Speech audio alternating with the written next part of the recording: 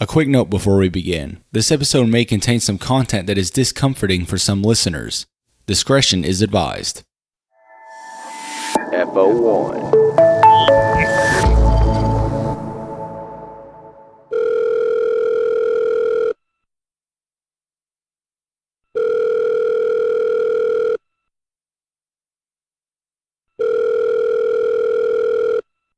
On July 15th, 2008, Cindy Anthony made a 911 call to the Orlando Police Department. 911, what's your emergency? I called a little bit ago. The deputy sheriff said I found out my granddaughter has been taken. She has been missing for a month. Her mother finally admitted that she's been missing. Okay, what is Cindy is the mother of her 22-year-old daughter, Caylee. She's also the grandmother of Casey's daughter, 2-year-old Caylee Anthony. She's the subject of Cindy's conversation with the dispatcher. My daughter finally admitted that the baby's in the store. I need to find her. Your daughter admitted that the baby is where? But the babysitter took her a month ago that my daughter's been looking for. I told you my daughter was missing for a month. I just found her today, but I can't find my granddaughter. And she just admitted to me that she's been trying to find her herself. There's something wrong. I found my daughter's car today, and it smells like there's been a dead body in the damn car. Okay, what is the 3-year-old's name? Caylee, Caylee, Anthony. The dispatcher tells Cindy to calm herself before continuing on. However, the conversation between the dispatcher and Cindy is over. Casey is now speaking to the dispatcher about her missing daughter. Hello? Hello? Yes. Hi. Well, can you tell me what's going on a little bit? I'm sorry? Can you tell me a little bit what's going on? My daughter's been missing for the last 31 days. Casey informs the dispatcher of Caylee's basic information, including her name, age, the last time she saw her, and where she believes she really was. Only a few seconds after taking over on her end of the line, Casey tells the dispatcher, quote, "I know who has her. I tried to contact her, and I actually received a phone call today from a number that is no longer in service. I did get to speak to my daughter for about a minute." The dispatcher, unsurprisingly, immediately requests the information of this person. Casey gives the name and description of a woman she claims to have been Caylee's nanny for the last year and a half, Zenaida Fernandez Gonzalez. But in time, this accusation turned out to be just the first of many lies spun in the investigation into the disappearance and murder of Caylee Anthony. What ensued after her 31-day-long disappearance would shake the American public to its core.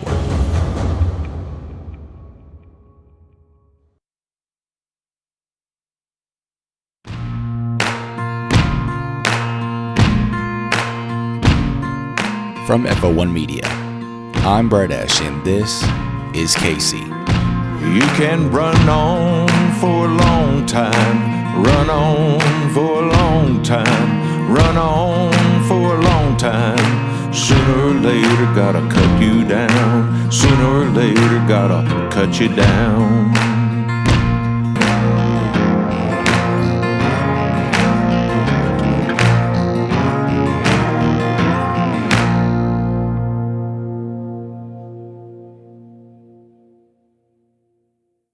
In May of 2011, 25-year-old Casey Anthony went on trial for the murder of her 2-year-old daughter, Caylee. It was a trial that divided the nation and gripped the public in ways very similar to the murder trial of O.J. Simpson back in 1995. To this day, the true cause of Caylee Anthony's death is a highly contested issue. But to really understand what happened on that fateful day in the summer of 2008, we have to peel back the image of Casey Anthony, the alleged murderer, and take a closer look at Casey Anthony, the person. This is Episode 1, Taking Care of Everything.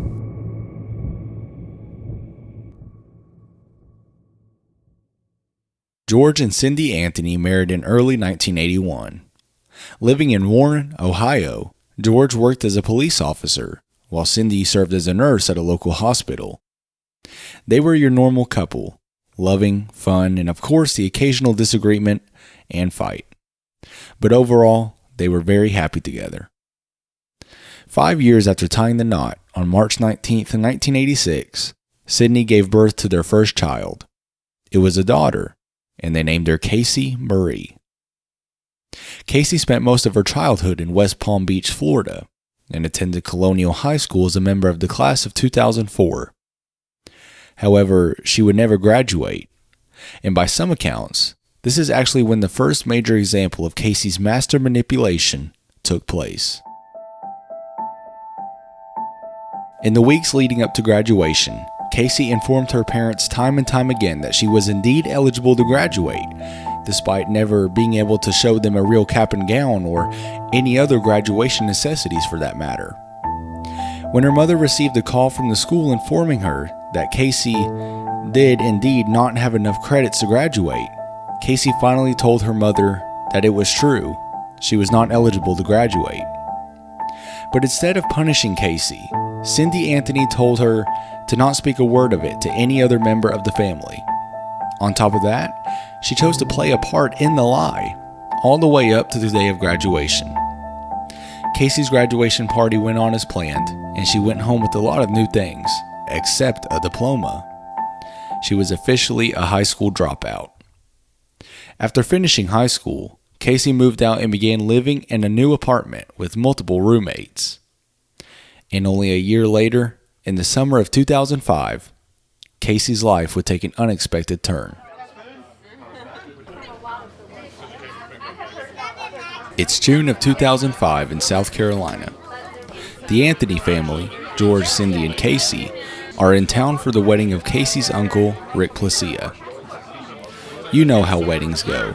Everybody wants their picture with everybody.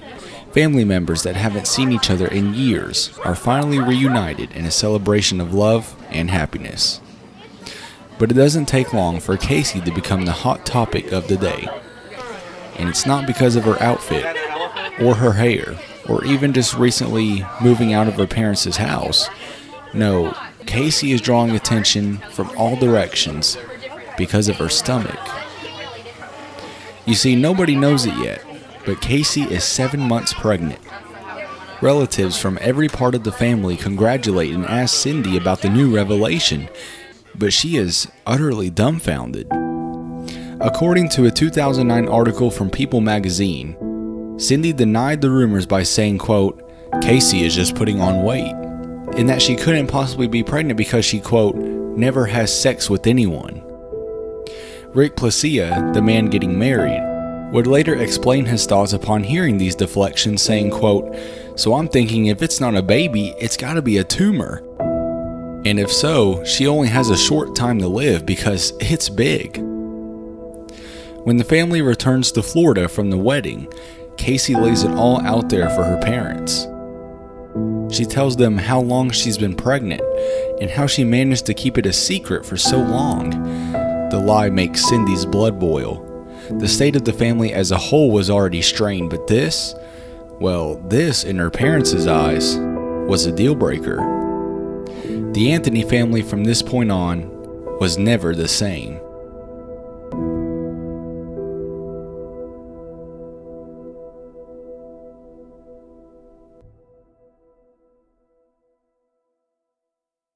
Two months later, on August 9th, 2005, Caylee Marie Anthony is born. Her birth does no favors in relieving any tension between Caylee and Cindy. In fact, it only deepens the divide between the two. The fact that Caylee had hidden her pregnancy from her parents was obviously a huge blow to her relationship with her mother. Cindy would do little things to get under Caylee's skin after Caylee was born. According to a statement in the same article from People magazine from Jesse Grund, Caylee's former fiance, Cindy would refer to herself as Mommy at times when speaking to Caylee. In the documentation of Caylee's birth, it is reported that Cindy, not Caylee, was the first person to ever hold Caylee. You see, these minor slights at Caylee from her mother did not sit well with the 19-year-old. This seemingly unrepairable divide between Cindy and Caylee would go on to be a major factor in the events following Caylee's birth.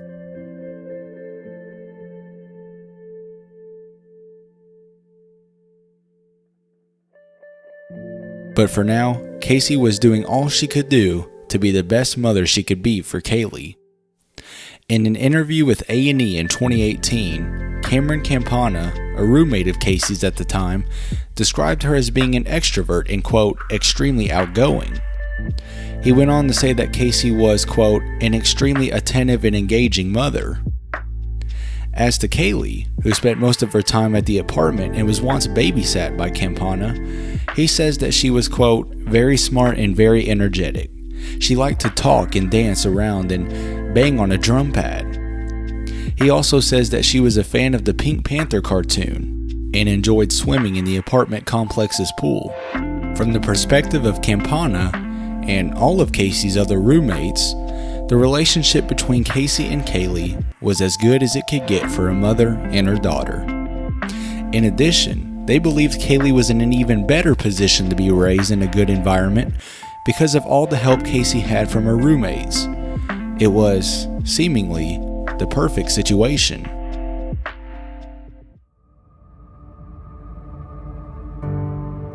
But that's exactly why it shocked Campana to hear of Caylee's disappearance. In fact, it stunned all of the young mother's roommates.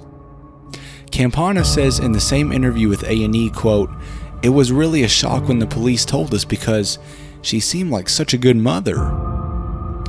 Campana may have been shocked then, but I think it's safe to say that he had no idea what the next few months would entail. Because of that one day in the summer of 2008, what happened near that West Palm Beach apartment complex would become the talk of the country.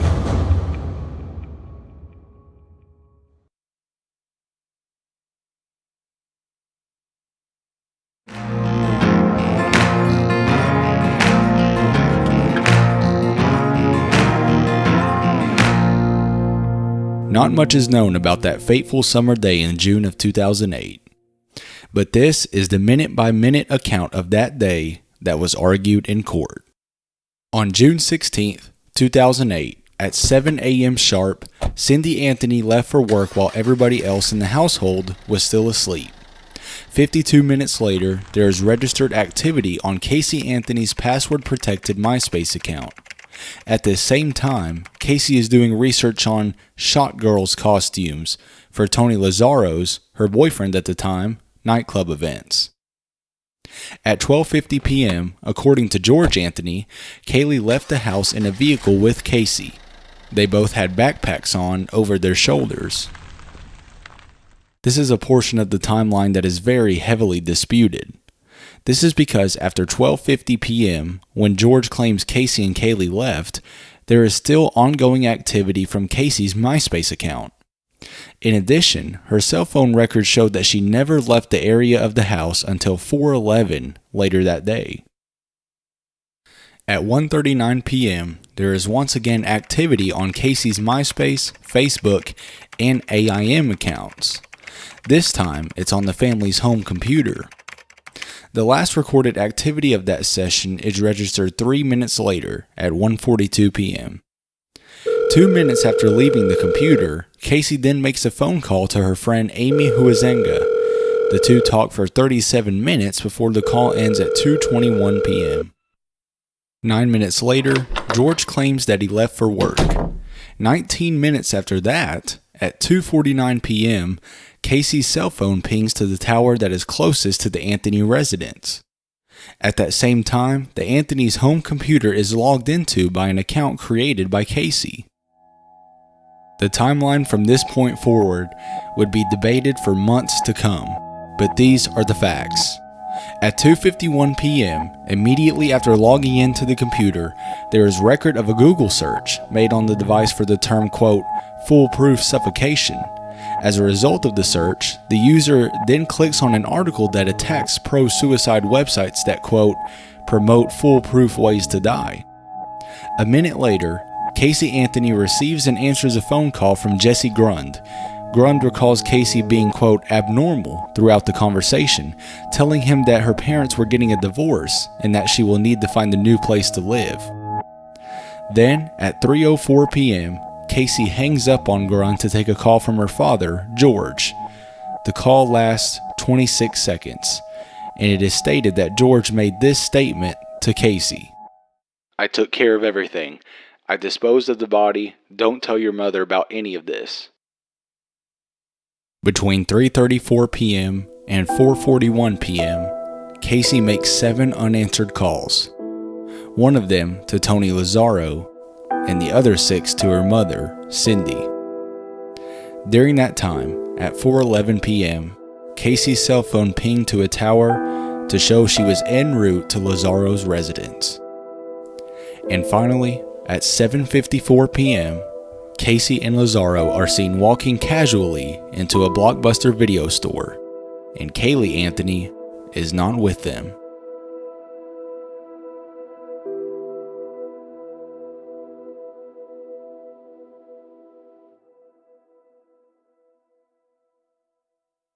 Once Campana got over the initial shock of the situation, he began asking himself some serious and damning questions. Why didn't Casey report Caylee missing sooner? What kind of mother waits 31 days to finally realize that her daughter is gone?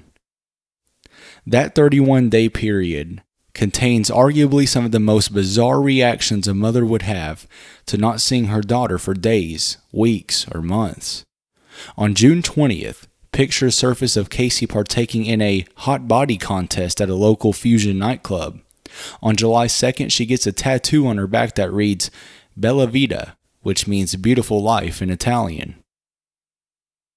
It isn't until July 15th that Casey finally decides to take action. On that day, Cindy and George went to pick up Casey's car from the impound. It had been towed away after being left in a parking lot for multiple days.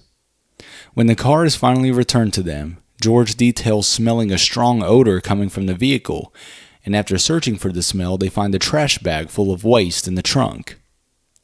For the last week and a half or so, the couple has been extremely upset that their daughter hasn't brought by Caylee to see them.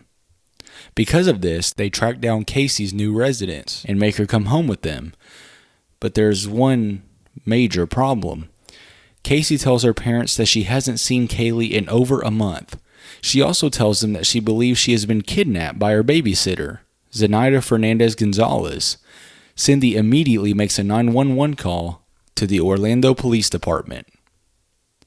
The next day, police investigators inform the Anthony family that Casey has been lying about her place of employment and where her nanny, who's also the alleged kidnapper at this point, lives. As a result, Casey is taken into custody and arrested on the charge of child neglect, making false official statements, as well as obstructing an investigation.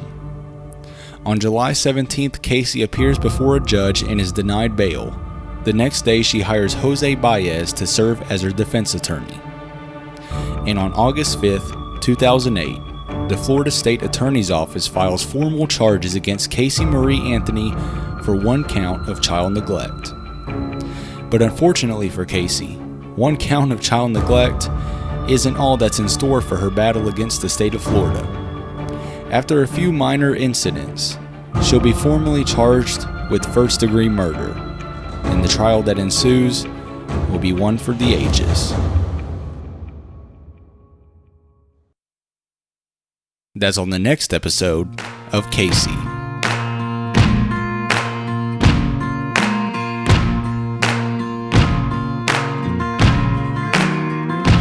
You can run on for a long time, run on for a long time, run on for a long time. Sooner or later gotta cut you down, sooner or later gotta cut you down.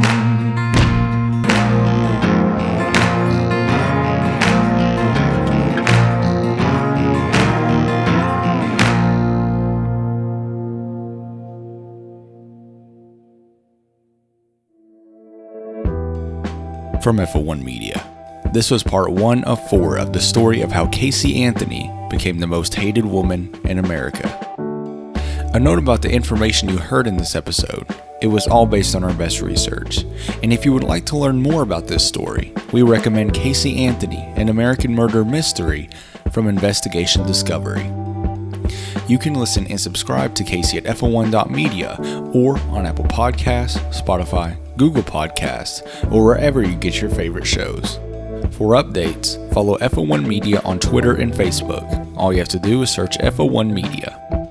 And if you enjoyed this episode, be sure to leave us a 5-star rating and review. It's the best way to help other listeners find this series. Thank you for streaming. This episode was edited and executive produced by me, Bradesh. Written and researched by myself and Carmen Morales for FO1 Media. FO1.